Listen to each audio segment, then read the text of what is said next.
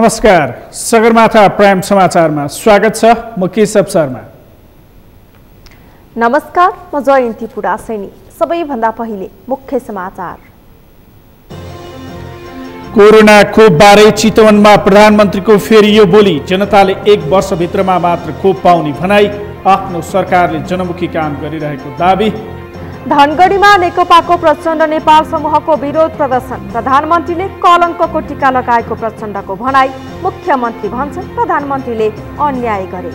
3 महिनाभित्र सबै नेपालीलाई कोरोना विरुद्धको खोप पुर्याउने स्वास्थ्य मन्त्रीको प्रतिबद्धता। खोप व्यवस्थापनमा देखिएको चुनौती चाँडै हल गर्ने आश्वासन। नवलपुरका 120 बढी बाढी पीडित परिवारले पाएनन् न्याय। स्थानीय सरकारको प्रतिबद्धता भएन पुरा। म्याग्दीमा विद्युत आपूर्ति गर्न नयाँ लाइन निर्माण। र प्रधानमन्त्री कप 1 दिवसीय क्रिकेटको उपाधि आर्मीलाई। एपीएफ 33 रनले पराजय।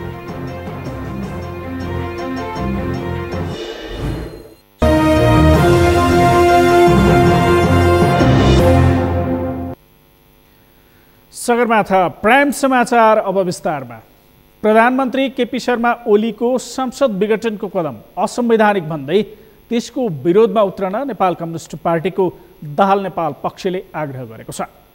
संसद विघटनको विरोध गर्दै आएको दाहाल नेपाल समूहले शनिबार धनगढीमा कार्यक्रम गर्दै आफ्ना कार्यकर्ताहरूलाई यस्तो आग्रह गरेको हो।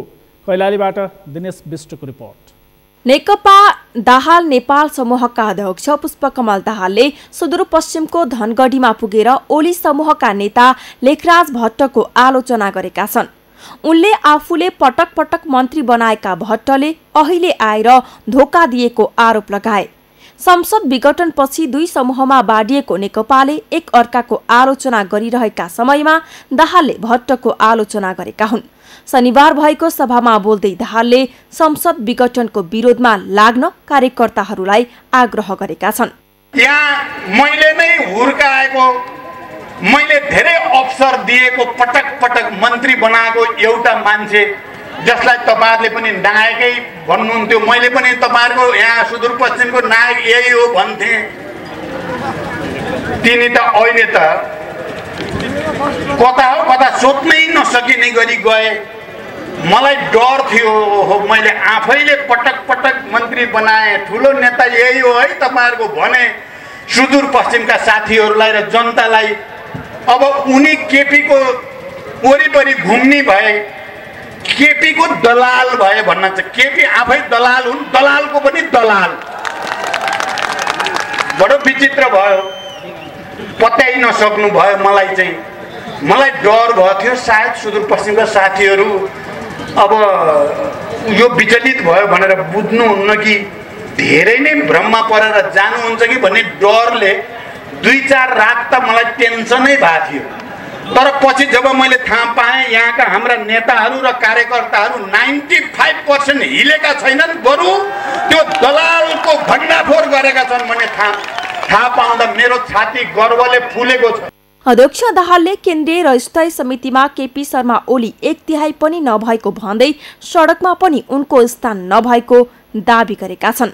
उनले सुदूरपश्चिमका जनताले मुलुकका राजनैतिक परिवर्तनमा गरेको योगदानको समेत प्रशंसा गरेका छन्। यस्तै दाहाल नेपाल समूहका अर्का अध्यक्ष माधव कुमार नेपालले अहंकारको घोडामा चढेको आरोप लगाएका छन्। 30 वर्षको पञ्चायती तानाशाहीलाई फालेका छौं, 104 वर्षको राणा शासनलाई उखेलेर फालेका छौं। त्यस्तो क्रान्तिकारी इतिहास बोकेका नेपाली जनताहरू यी केपी ओलीको भुइँबाट तातिनु पर्ने कि आवश्यकता छैन। तिनका फुर्ती फार्तीको कुनै अर्थ पनि छैन। आनन्दले बसे हुन्छ। हामीले ल्याएको यो लोकतन्त्र हो, हामीले ल्याएको यो गणतन्त्र हो, हामीले ल्याएको संघीयता हो, हामीले ल्याएको समावेशिता हो, हामीले ल्याएको समानुपातिक प्रतिनिधित्व हो। यो केपी ओलीको लहरको भरमा समाप्त हुन सक्दैन। इतिहासको पाङ्ग्रा फेरि पछाडि जान सक्दैन। इतिहासको पाङ्ग्रा अगाडि बढिसक्यो। बेला बेलामा यस्ता खलनायकहरू देखा पर्दछन्। पदको हानथाप र केपी ओलीको प्रधानमन्त्री र अध्यक्ष पद खोज्नका लागि आन्दोलन नगरेको दावी गर्दै अध्यक्ष नेपालले ओलीको गैर संवैधानिक अलोकतान्त्रिक र अधिनायकवादी चरित्रका विरुद्ध आन्दोलन गरेको बताए। उहाँहरूलाई अहिले पनि मौका छ, समय छ, तर समयले सधैँ कुर्दैन। अहिलेको समय हामी तपाईँलाई कुर्छौँ। अहिले फर्किनु भयो भने स्वागत गरौँला। पछि त भिडबाट लड्ने गोरुलाई राम राम भन्न सकिन्छ, कहाँ थाप्न सकिँदैन। तपाईँहरू पनि केपी ओली सँगै तपाईँ सती जानुपर्ने हुन्छ। सती नै जानुभयो भने त के गर्ने र बिचरा सती गएछन् भन्नुपर्ने हुन्छ। नेता भीम रावलले केपी शर्मा ओलीले आफैले हस्ताक्षर गरेको संविधान कुल्चेको आरोप लगाएका छन्। रावलले केपी शर्मा ओलीले संसद विघटन गरेर संविधान विघटनसँगै नेकपालाई विसर्जन गर्न खोजेको आरोप लगाए। लोकतन्त्र ल्यायौं, संविधान सभाको दुई पटक निर्वाचन गरेर हामीले संविधान बनायौं। त्यो संविधान बनाउँदा केपी शर्मा ओलीजीले आफै हस्ताक्षर गरेर भन्नुभएको थियो अब प्रतिनिधि सभाको विघटन हुँदैन, विगतका विकृतिहरू दोहोरिँदैन, यो देशमा अब लोकतन्त्र हत्या गर्न पाइने छैन। तर म तपाईहरू यत्रो विशाल बृहत जनसभामा उपस्थित आदरणीय दिदीबहिनी दाजुभाइको तर्फबाट बालुवाटारमा केही गुटहरूलाई लिएर बसिरहनुभएका केपी शर्मा ओलीजीलाई सोध्न चाहन्छु, ओलीजी तपाईलाई आफ्नै हस्ताक्षर गरेको कुराको कुनै मूल्य छैन हैन? प्रधानमन्त्री ओलीले गरेको आमसभा भन्दा आफूहरूको सभामा बढी मानिसको उपस्थिति रहेको दाहाल नेपाल समूहको दावी छ। सगरमाथा टेलिभिजनका लागि कैलालीबाट दिनेश विष्टको रिपोर्ट। सञ्चार तथा सूचना प्रविधि मन्त्री पार्वत गुरुङले नेकपाको प्रचण्ड नेपाल पक्षले निर्वाचन भाड्न आन्दोलन गरेको बताउनु भएको छ। नेकपा दोलखा काठमाडौँ सम्पर्क मञ्चले काठमाडौँमा आयोजना गरेको भेलामा मन्त्री गुरुङले प्रचण्ड नेपालको आन्दोलनको स्वरूप निर्वाचन भाड्ने र मुलुकमा अस्थिरता फैलाउने प्रकारको रहेको बताउनुभयो।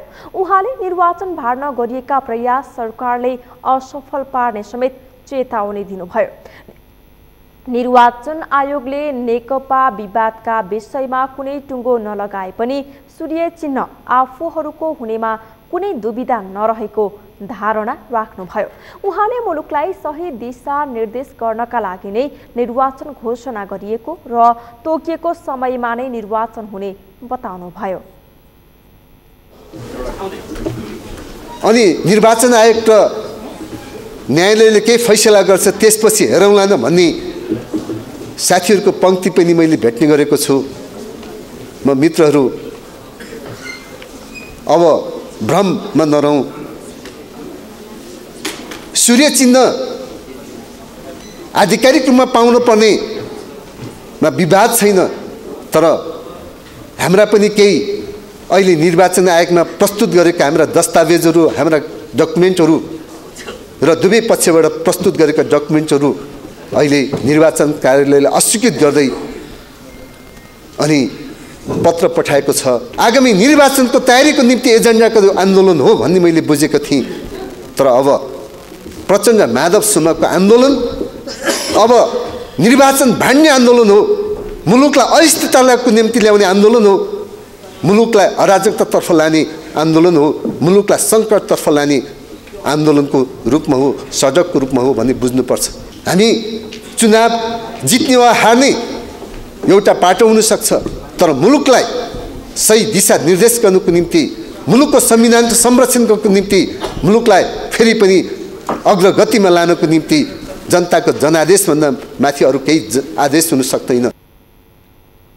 कार्यक्रममा ऊर्जा जलस्रोत तथा सिंचाई मन्त्री टोप बहादुर राय माझीले मुलुक विकास र समृद्धिको दिशातर्फ अघि बढिरहेका बेला अर्को पक्षले गरेको आन्दोलन औचित्यहीन रहेको बताउनुभयो। लक्ष्य छ विकास र समृद्धिको, उहाँ चाहिँ नि मांसाहारी आन्दोलन। लो हामी पनि सबै मांसाहारी आन्दोलनतिर लागौँ त के हुन्छ देश? तपाईँ हामी लागौँ। ल उहाँहरूको कुरा सही हो भने ल मानौँ, उहाँहरूको सही हो, हामी मांसाहारी आन्दोलनमा लागौँ। यो सिस्टम बच्छ। कसको विरुद्धमा मांसाहारी आन्दोलन गर्ने हो? हिजो त राजाको निरङ्कुश व्यवस्था थियो र पो हामीले लड्यौँ, रगत बगायौँ। अनि पछि अहिले चाहिँ नि सङ्घीय गणतन्त्र आएको छ, सबै हामी संविधानभित्र बाँधिएका छौँ, सबैले त्यसलाई मानेका छौँ। पार्टी एकताको त्यो सहमतिलाई हामीले कार्यान्वयन गरेका छौँ, मानेका छौँ। उहाँहरू चाहिँ नि अब मांसाहारी आन्दोलन, त्यो भनेको युद्ध र आन्दोलनको धङधङी हो। उहाँले पदका लागि नै पार्टीभित्र विवाद भएको र पद नपाएका कारण अर्को पक्ष बाहिरिएको तर्क गर्नुभयो।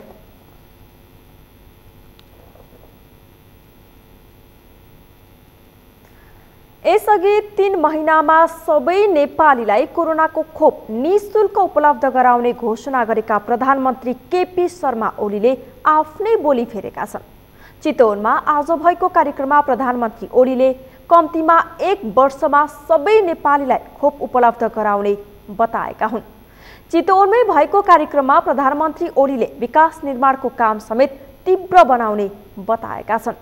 अमृत राज काफ्लेको रिपोर्ट। प्रधानमन्त्री केपी शर्मा ओलीले कोरोना विरुद्धको खोप सबै नेपालीलाई 1 वर्षभित्र उपलब्ध गराउने बताएका छन्। सिटी हलको उद्घाटन र कार्यकर्ता भेलाका लागि चितवन पुगेका प्रधानमन्त्री ओलीले कोरोना विरुद्धको खोप अग्रपङ्क्तिमा रहेकाहरूलाई 3 महिनाभित्र र सबै नेपालीलाई 1 वर्षमा उपलब्ध गराउने प्रतिबद्धता जनाएका हुन्। यसअघि भारतले अनुदान स्वरूप उपलब्ध गराएको कोरोना विरुद्धको खोप अभियानको उद्घाटन गर्दै प्रधानमन्त्री केपी शर्मा ओलीले 3 महिनामा सबै नेपालीलाई कोरोनाको खोप निःशुल्क उपलब्ध गराउने घोषणा गरेका थिए। विश्वव्यापी रूपमा कोभिड-19 नामको महामारी आयो।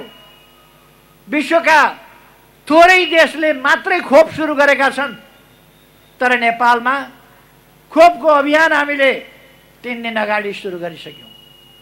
4 दिन अगाडि भयो। 14 गतेबाट देशव्यापी रूपमा हामीले 77 जिल्लामा पहिलो दिन 14 गते 75 जिल्लामा भयो।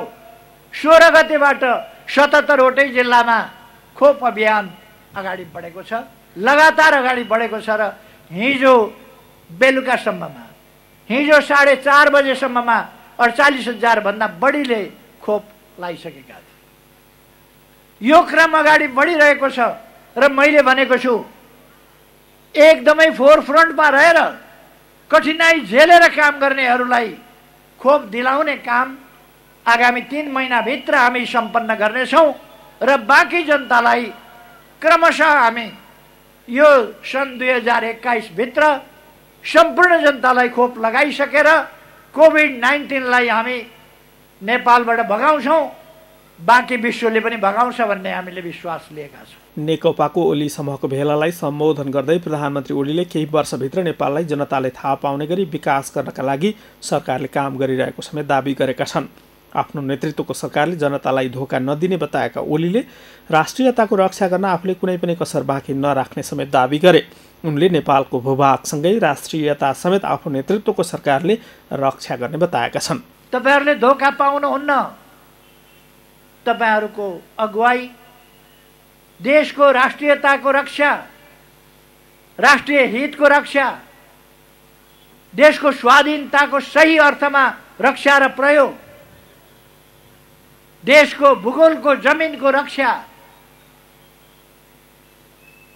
अहिलेको पार्टीले गर्नेछ, अहिलेको नेतृत्वले गर्नेछ, अहिलेको सरकारले गर्नेछ र त्यसको अगुवाई मैले गर्नेछु। तपाईहरू ढुक्क हुनुहोस्। निरङ्कुश राजतन्त्र हुँदा घुँडा टेकिएन, पञ्चायती तानाशाही हुँदा घुँडा टेकिएन, कुनै पनि अवस्थामा घुँडा टेकिएन, नेल हत्कडी लगाएर गोल घरमा थुन्दा घुँडा टेकिएन। अब घुँडा टेक्नु पर्ने कुनै आवश्यकता छैन, अवस्था छैन, टेकिँदैन र नेपालको स्वाभिमानलाई माथि उठाइन्छ। साथीहरू ढुक्क हुनुहोस्, दाजुभाइ दिदीबहिनीहरू ढुक्क हुनुहोस्। देशको विकास गरेर छोडिन्छ। केही वर्षभित्रै जनताले अनुभूत गर्ने गरी देशको विकास गरिन्छ। अल्पविकसितबाट विकासशील राष्ट्रमा विकास गर्दैछौँ। हामीले मानव विकास सूचकाङ्कका अनेक आँकडाहरू माथि पुर्याएका छौँ अहिले। त्यसकारण म दाजुभाइ दिदीबहिनीहरूलाई भन्न चाहन्छु, तपाईँहरू ढुक्क हुनुहोस्। आशावादी हुनुहोस्, आत्मविश्वास राख्नुहोस्। यो देश प्राकृतिक हिसाबले सुन्दर मात्रै होइन, यो देश स्रोतहरूले पनि अत्यन्तै सम्पन्न छ। नेकपाको भेलालाई सम्बोधन गर्न चितवन पुगेका प्रधानमन्त्री ओलीले विकास निर्माणको कामलाई तीव्र बनाउने दाबी पनि गरेका छन्। दुई चिरा परेको नेकपाको दुवै समूहले देशव्यापी रूपमा कार्यकर्ता भेला सभा गरिरहेका बेला ओली पक्षको सभामा सम्बोधन गर्न प्रधानमन्त्री ओली चितवन पुगेका हुन्। सगरमाथा टेलिभिजनका लागि अमृतराज काफले, काठमाडौँ। सगरमाथा प्राइम समाचारमा एकैछिन विश्रामपछि 3 महिनाभित्र सबै नेपालीलाई कोरोना विरुद्धको खोप पुर्याउने स्वास्थ्य मन्त्रीको प्रतिबद्धता। खोप व्यवस्थापनमा देखिएको चुनौती चाँडै हल गर्ने आश्वासन। नलपुरका 120 बढी बाढी पीडित परिवारले पाएनन् न्याय। स्थानीय सरकारको प्रतिबद्धता भएन पुरा। म्याग्दीमा विद्युत आपूर्ति गर्न नयाँ लाइन निर्माण र 3 वर्षमा नेपालको निर्यात दर दोब्बर पार्ने रणनीतिक योजना तयार। व्यापारलाई देशको अर्थतन्त्रको खम्बाका रूपमा विकास गरिने।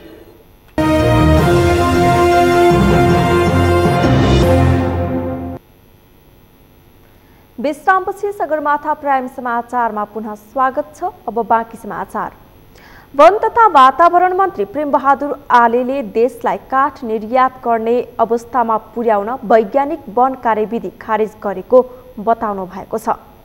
नेपाल फर्निचर तथा फर्निसिङ सङ्घको 21औं वार्षिक साधारण सभामा बोल्दै मन्त्री आलेले वार्षिक 10 देखि 12 अर्ब बराबरको काठ आयात गर्नुपर्ने अवस्थाको अन्त्य गरी काठ निर्यात गर्ने अवस्थामा पुग्नका लागि वैज्ञानिक वन कार्यविधि खारेज गरिएको बताउनु भएको हो।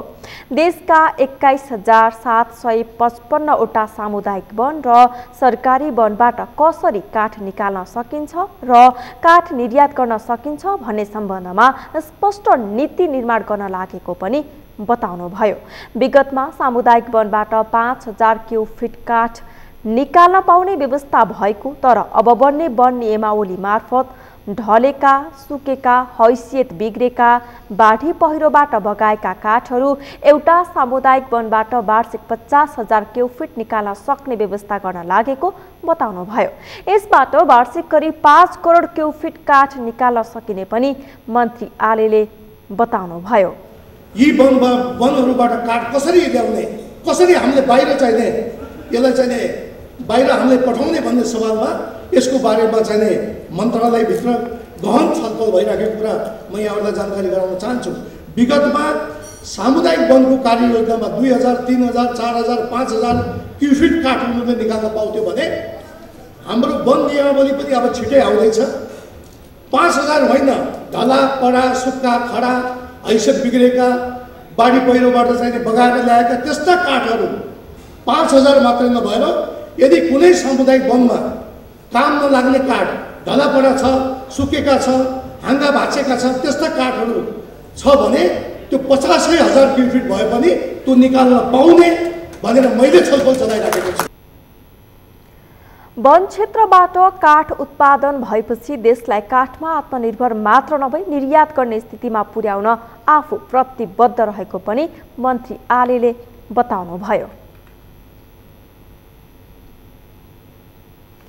वरिष्ठ अधिवक्ता टीकाराम भट्टराईले सर्वोच्च अदालतले बलपूर्वक नभई सरल र सहज तरिकाले संविधानको व्याख्या गरी प्रतिनिधि सभा विघटन विरुद्धको मुद्दामा फैसला गर्ने विश्वास व्यक्त गर्नुभएको छ।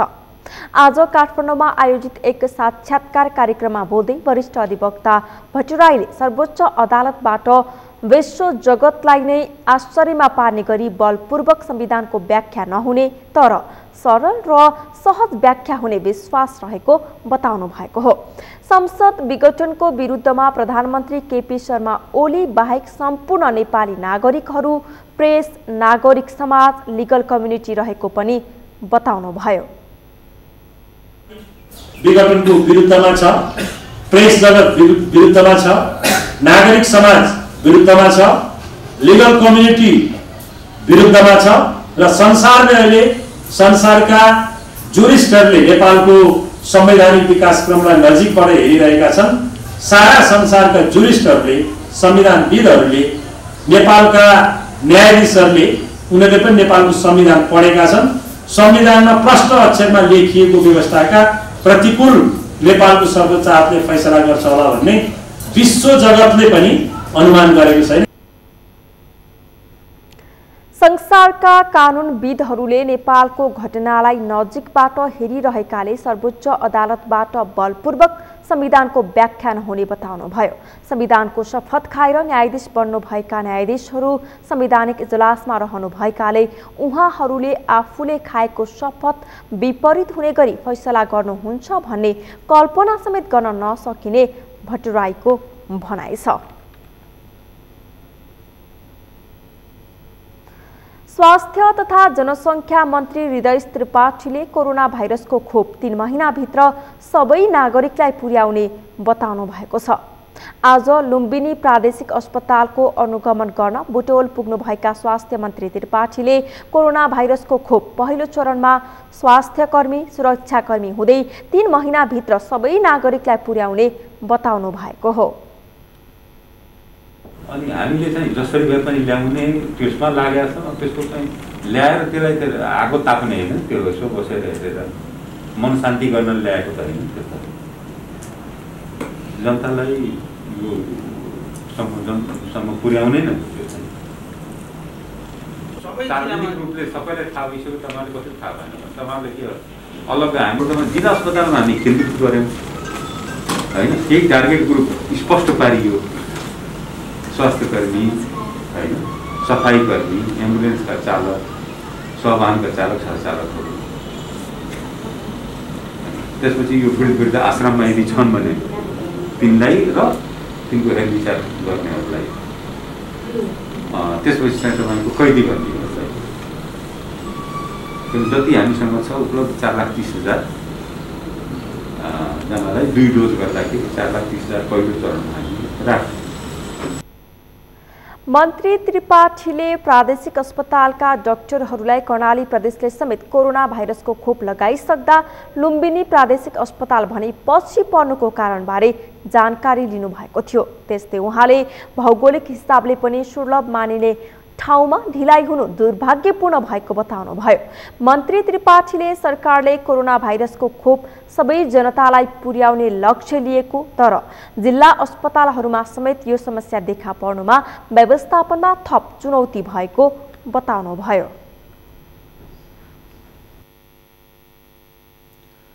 बागमती प्रदेशमा कोरोना विरुद्धको खोप अभियान भएको 3 दिनमा 7800 बढीले खोप लगाइसकेका छन्। बागमती प्रदेशका 13 जिल्लाका 33वटा केन्द्रबाट हिजो अबेरसम्म 7872 जनाले खोप लगाइसकेको बागमती प्रदेश सामाजिक विकास मन्त्रालयले जनाएको हो। मन्त्रालयले कोरोना विरुद्धको खोप लगाएका 8700 जनामा भने केही समस्या देखिएको जनाएको छ।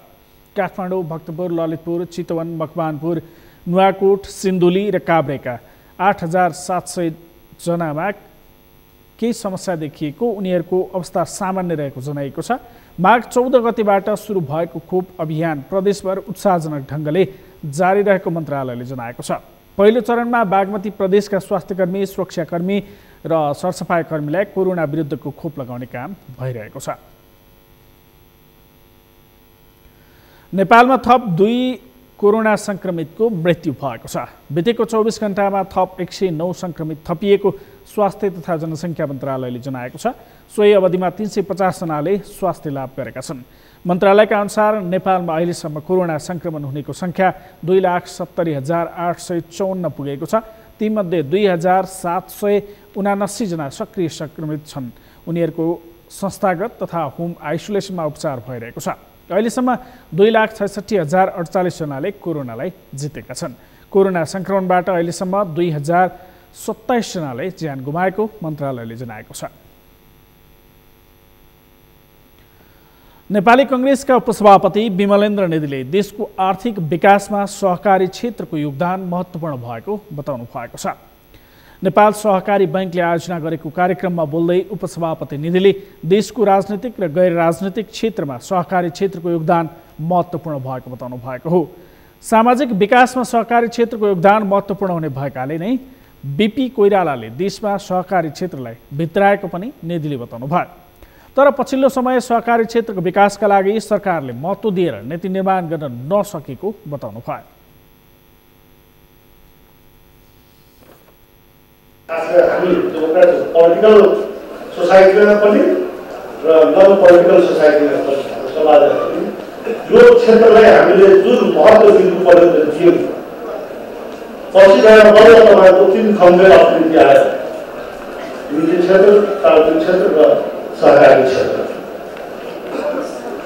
अब त्यो बेलामा बडो मुस्किलले मलाई याद छ यो अहिले जुन कायम भएको ब्याङ्क छ राष्ट्रिय सहकारी ब्याङ्क, त्यो राष्ट्रिय सहकारी ब्याङ्क खोल्ने बेलामा पनि गैर सरकारी ब्याङ्कवालाहरूले यो ब्याङ्क खोल्ने भनेर के काम छैन त्यो बेलामा छलफल यस्तो बोलेका थिए। सुरुमा नेपाल राष्ट्र ब्याङ्क पछि तपाईँको कमर्सियल ब्याङ्कमा वाणिज्य ब्याङ्क, कृषि ब्याङ्क खोल्ने बेलामा त्यस्तै भएको थियो। नेपालमा यस्तै चलन छ क्या, जुन कि नेपालमा नयाँ नयाँ कुराहरूको प्रवेश गराउनु, प्रचलन गराउनु। 3 खम्बे अर्थनीति अवलम्बन गरिए पनि अझै पनि सहकारीको विकास र विस्तारको क्षेत्रमा खासै काम हुन नसकेको उपसभापति निधिको भनाइ छ। नवलपुरका 120 घर बाढी पीडितले लामो समयदेखि लाल पूर्जा पाएका छैनन्। 2063 सालमा नारायणी नदीमा आएको बाढीबाट विस्थापित भएर पूर्वी नवलपरासीको देवचुली नगरपालिका 2 पुनर्वासमा पुगेका पीडितलाई सरकारले अझै व्यवस्थापन गर्न सकेको छैन। नवलपरासीबाट रामकुमार श्रेष्ठको रिपोर्ट। 2062-63 को जनआन्दोलनपछि स्थापित भएका 8 दलले नवलपुरमा बाढीबाट विस्थापित 500 घर बढी सुकुम्बासीलाई उचित व्यवस्थापन गर्ने भन्दै विभिन्न ठाउँमा बसाले पनि उनीहरूको अझै व्यवस्थापन हुन सकेको छैन। कावासोतीको पिठौरी र देवचुलीको प्रिप्रहबाट विस्थापित भएका 120 घर बाढी पीडित सुकुम्बासीहरूले 2063 सालमा 8 दलले देवचुली नगरपालिका 2 पुनर्वासमा ल्याएर राखे पनि प्रतिबद्धता अनुसार उनीहरूलाई राज्यले केही व्यवस्था गर्न सकेको छैन। संघीय प्रदेश स्थानीय तहका सरकार बने पनि पीडितका समस्या जस्ताको तस्तै छन्। तपाईहरुलाई हामीले लाल पूर्जा दिन्छौं, पानी दिन्छौं, तपाईं घरमा दलदल पानी दिन्छ भने मेरो नानी 3 मा हुँदाखेरि भनेको मेरो नानी अहिले त्यत्रो 13 वर्ष हुँदा फेरि अस्तिचोटि भोटमा पनि के भन्न आए त्यतिर पनि सबैजना नमस्कार म दिन्छु, मैले मेरो नाम भोट हाल्देऊ, म तपाईहरु घर घरमा धारा दिन्छु, ठ्याक्कै भोट जित्ने बित्तिकै तपाईहरुलाई लाल पूर्जा दिन्छु भने आखिरमा अहिले भोट जितेर घर घरमा बसे आउँदैन आएन अहिले ठोकै हिँड्दैन कोही पनि बोल्दैन। राष्ट्रिय आवास कम्पनीको नाममा रहेको 6 बिघा 1 कट्ठा 5 धुर जग्गाको आधा आधी जग्गा अर्थात् करिब 3 बिघा जग्गा 120 घर बाढी पीडितलाई दिने गरेर यहाँ बस्ती बसालिएको छ। तर जग्गाको मुआब्जा सट्टा भर्ना लगायतमा विवाद मिलाउन नसक्दा जग्गाको पूर्जा उपलब्ध गराउन नसकेको स्थानीय जनप्रतिनिधिहरूको भनाइ छ। तर स्थानीय पीडितले भने सडक छेउको जग्गा महँगोमा बेचेर जनप्रतिनिधिहरूले नै अल्पत्र पारेको बताउँछन्।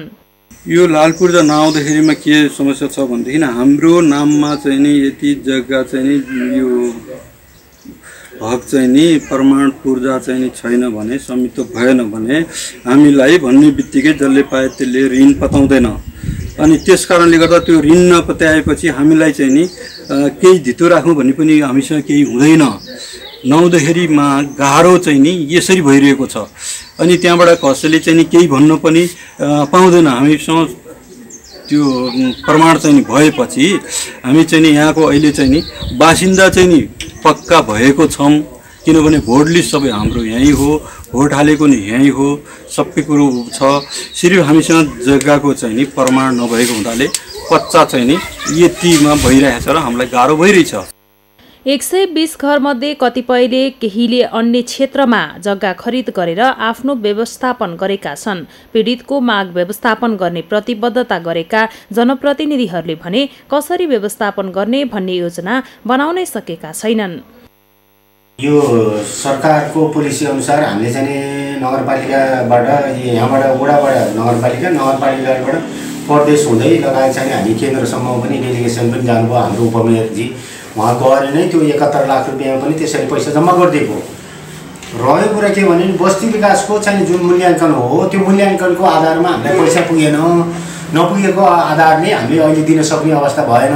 बरु उहाँहरूलाई यो ठाउँभन्दा अर्को ठाउँ पाइपर्ने ठाउँमा र त्यहाँ जग्गा भएको ठाउँमा हामीले दिन्छौँ भन्ने जस्तो कुरा गरेर उहाँले काम गर्नुभएको अवस्था छ। खेतीयोग्य जमिन समेत नहुँदा दैनिक ज्याला मजदुरी गरेर जीविकोपार्जन गरेर बसेका बाढी पीडितले 10 धुर जग्गाका भए पनि लाल पूर्जा पाउन पाए ठूलो राहत हुने बताउँदै आएका छन्। सगरमाथा टेलिभिजनका लागि नवलपरासीबाट रामकुमार श्रेष्ठको रिपोर्ट। म्याग्दीको सदरमुकाम बेनी र आसपासका क्षेत्रमा नियमित विद्युत आपूर्ति गराउन छुट्टै फिडर निर्माण भएको छ।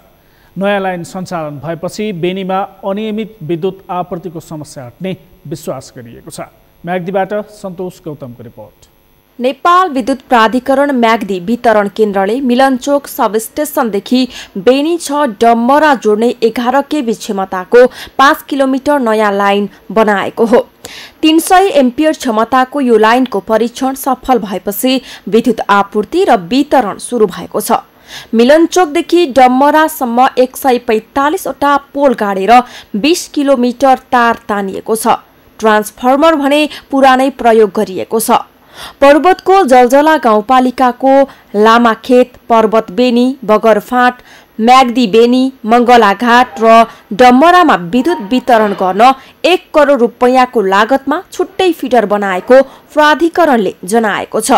2061 सालमा चाहिँ मिलनचोक सर्भिसेस बनेदेखि मिलनचोक सर्भिसेसबाट बेनी बजार हुँदै तातो पानी हुँदै मङ्गला, मालिका र धौलागिरीमा गरी बेनी फिडर जुन चाहिँ करिब 80-90 किलोमिटर लामो फिडर चाहिँ नगरपालिका र 3टा गाउँपालिकामा एउटै फिडर थियो।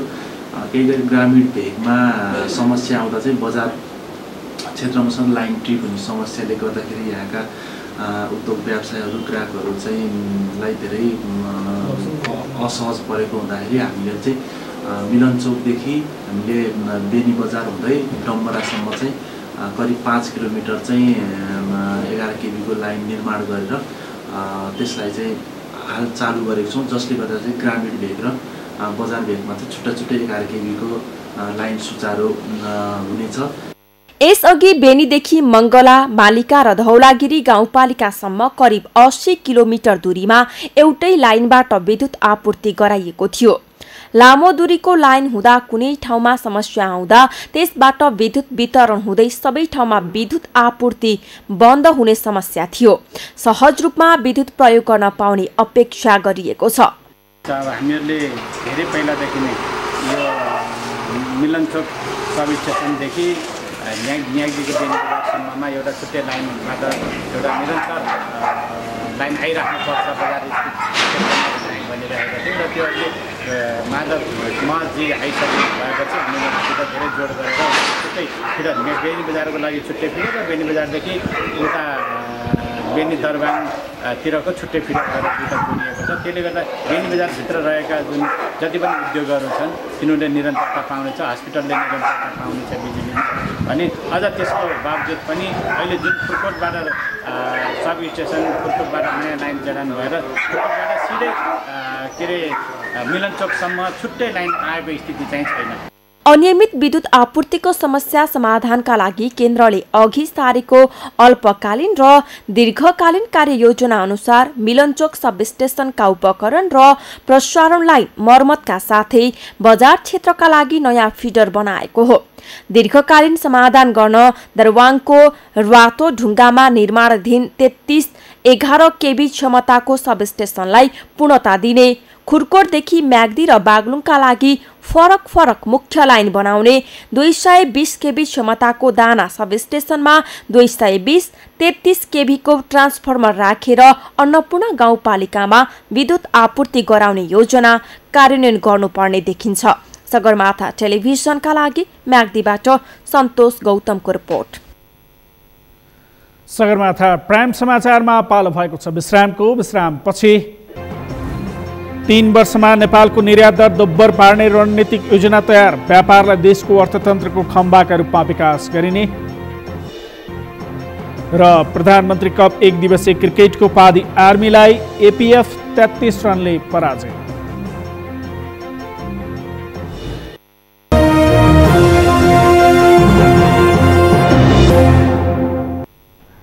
अब पालो अर्थ समाचारको। अर्थ समाचारका प्रायोजक हो आफ्नो विश्वास हो त्रिशक्ति सिमेन्ट।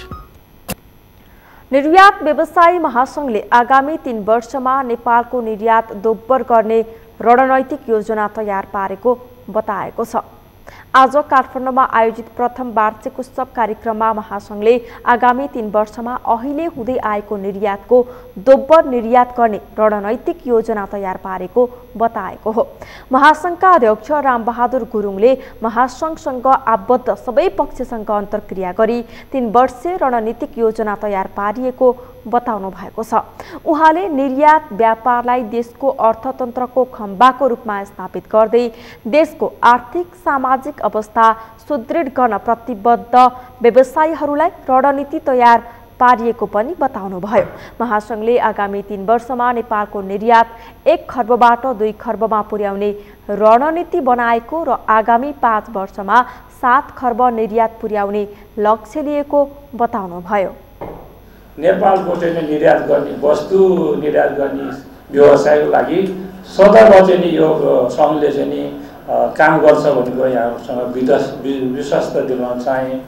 र अब हाम्रो निर्यात चाहिँ नि हामीले एउटा स्ट्राटेजी प्लान बनायौँ। स्ट्राटेजी प्लान बनाउँदाखेरि हामीले 5 वर्षमा के गर्ने कति गर्न सक्छौँ भन्दा 3 वर्षमा 2-3 गुणा गर्ने या 2 गुणा गर्ने 1 अर्ब खर्बको वरिपरि अहिले निर्यात छ भने त्यसलाई हामीले 2 गुणा गरे भनेपछि भन्ने बित्तिकै 2 खर्बभन्दा बढी गर्नुपर्छ भन्ने हाम्रो निचोड छ निर्यात व्यवसाय महासंघले यो कुरा।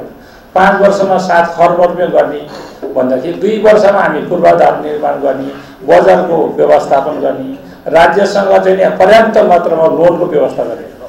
पुँजी बिना एक्सपोर्ट हुन सक्दा निर्यात गर्न गाह्रो हुन्छ। त्यसैले हामीलाई वित्तीय क्षेत्रमा चाहिँ प्रशस्त चाहिँ हामीले पाउनुपर्ने सुविधा भन्ने कुरामा हामीले राखेका छौँ। निर्यात बढाउनका लागि महासंघले सरकार र व्यवसायीहरूको बीचमा समन्वय गरी निर्यात व्यवसायको संरक्षण गर्ने काम गर्दै आएको पनि अध्यक्ष गुरुङले बताउनुभयो। यस्तै निर्यात प्रवर्धनका लागि उपयुक्त नीतिगत एवं व्यवहारिक व्यवस्थाका लागि महासंघले छोटो समयमा महत्त्वपूर्ण कार्य गर्न सफल भएको उहाँको भनाइ छ। महोत्तरीमा मेयर गोल्ड कप फुटबल सुरु भएको छ। आज भएको उद्घाटन खेलमा पेनाल्टी सुट आउटमा आर्मीले धरान फुटबल क्लबलाई 6-5 गोल अन्तरले पराजित गरेको छ। निर्धारित समयमा दुवै टोलीबाट गोल हुन नसकेपछि खेल पेनाल्टी सुट आउटमा परिणत भएको थियो। आजको खेलमा आर्मीका goalkeeper Diwas Chaudhary man of the match घोषित भएका छन्। माघ 24 गतेसम्म खेल जारी रहने आयोजक संस्थाले जनाएको छ। दोस्रो खेल भोलि एपीएफ र झापा बीच हुनेछ। खेलको विजेताले 5 लाख र उपविजेताले 2 लाख पुरस्कार प्राप्त गर्नेछन्। यो सँगै हामी सगरमाथा प्राइम समाचारको अन्त्यमा छौं। अन्त्यमा मुख्य समाचार फेरि एकपटक। कोरोना खोपबारे चितवनमा प्रधानमन्त्रीको फेरियो बोली। जनताले 1 वर्षभित्रमा मात्र खोप पाउने भनाई। आफ्नो सरकारले जनमुखी काम गरिरहेको दाबी। धनगढीमा नेकपाको प्रचण्ड नेपाल समूहको विरोध प्रदर्शन। प्रधानमन्त्रीले कलङ्कको टीका लगाएको प्रचण्डको भनाई। मुख्यमन्त्री भन्छन् प्रधानमन्त्रीले अन्याय गरे। 3 महिनाभित्र सबै नेपालीलाई कोरोना विरुद्धको खोप पुर्याउने स्वास्थ्य मन्त्रीको प्रतिबद्धता। खोप व्यवस्थापनमा देखिएको चुनौती चाँडै हल गर्ने आश्वासन। नवलपुरका 120 बढी बाढी पीडित परिवारले पाएनन् न्याय। स्थानीय सरकारको प्रतिबद्धता भएन पूरा। म्याग्दीमा विद्युत आपूर्ति गर्न नयाँ लाइन निर्माण। र प्रधानमन्त्री कप 1 दिवसीय क्रिकेटको उपाधि आर्मीलाई। एपीएफ 33 रनले पराजय।